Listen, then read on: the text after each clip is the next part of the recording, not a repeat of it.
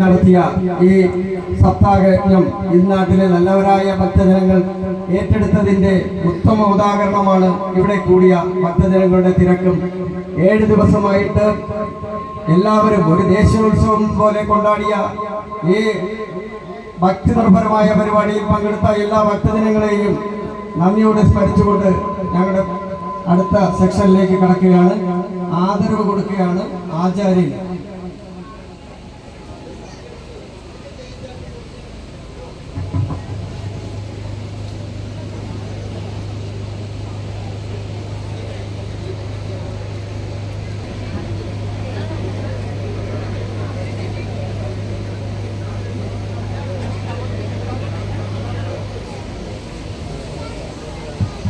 ആദ്യം ആദരിക്കുന്നത് നമ്മുടെ പൂജാകർമ്മങ്ങൾക്ക് നേതൃത്വം വഹിച്ച ഹരിഹരയ്യർ സ്വാമിയാണ്.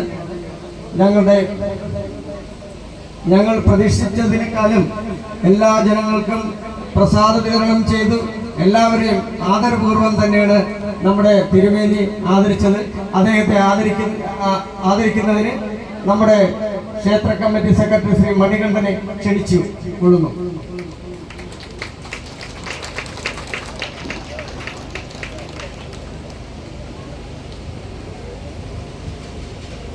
അടുത്തതായിട്ട് ഉപ ആചാര്യയായ ഉഷചേച്ചിയാണ്.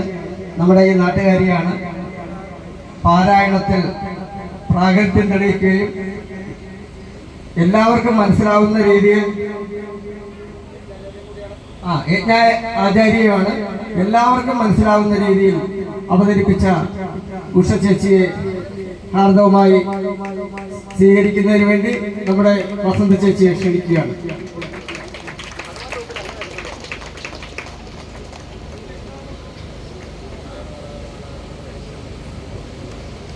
അടുത്തതായിട്ട് യജ്ഞാചാര്യൻ, ഞങ്ങളുടെ എല്ലാവരുടെയും ഈ നാട്ടിന്റെ ഭാഗ്യമായി കിട്ടിയ ആചാര്യൻ മുളേരി ശ്രീ രഞ്ജിത്ത് നമ്പൂതിരിയെ ആദരിക്കുന്നത് നമ്മുടെ ക്ഷേത്ര കമ്മിറ്റി പ്രസിഡന്റ് ശങ്കരൻകുട്ടിയേട്ടനാണ്. 2 വാക്ക് പറയാം. വളരെ ലളിതമായി എല്ലാവർക്കും മനസ്സിലാവുന്ന രീതിയിൽ അവതരിപ്പിക്കുന്നതിനും നമ്മളോടൊക്കെ നല്ല രീതിയിൽ പെരുമാറിയ നമുക്ക് ഇനിയും ഇതുപോലെ പരിപാടികൾ നടക്കുമ്പോൾ ഞങ്ങൾ ക്ഷണിക്കാമെന്ന് ഉറപ്പോടുകൂടി അദ്ദേഹത്തെ ക്ഷണിച്ചതിലും അദ്ദേഹം വന്നതിലും നമ്മുടെ ഒരു അനുഗ്രഹമായി കാണുന്നു. എല്ലാവരും കൈയടിച്ച് പ്രോത്സാഹിപ്പിക്കുക. അത്രയും നല്ലൊരു വ്യക്തിയെ.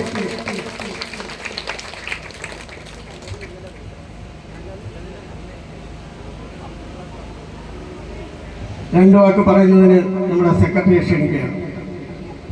ബഹുമാന്യരായ ഭക്തജനങ്ങളെ, നമ്മളിവിടെ ഒരു കായോട്ടാവിൽ ഒരു സപ്താഹ യജ്ഞം നടത്തുവാൻ തീരുമാനിക്കുമ്പോൾ ഏത് ആചാര്യനെ വിളിക്കണം എന്ന് കമ്മിറ്റിക്കാരുടെ ഇടയിൽ ഒരു ആശയക്കുഴപ്പമുണ്ടായി. അപ്പോൾ എന്തൊക്കെ പറഞ്ഞാലും വസന്ത ചേച്ചി ഇങ്ങനെ ഒരു ആചാര്യനെ പറ്റി പറഞ്ഞു. ഞങ്ങൾക്ക് കേട്ടറിവ് മാത്രമേ ഉണ്ടായിരുന്നുള്ളൂ.